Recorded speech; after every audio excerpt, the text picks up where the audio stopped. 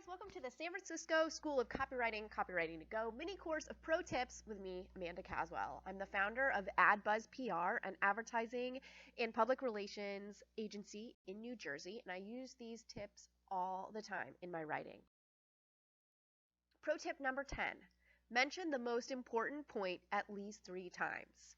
Successful copywriters swear by the power of 3.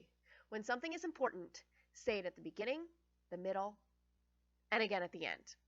That's so important because it gets people, they may have missed it the first time. They may have missed it the second time.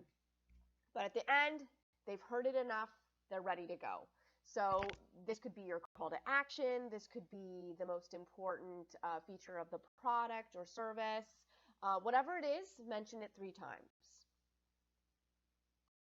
And that's it. For more tips like this, go to my copywriting class 101. It covers the fundamentals. Or if you are more advanced, sign up for the master class. Whether you are already writing copy for your company or even work at an advertising agency, this will help boost your understanding of copywriting.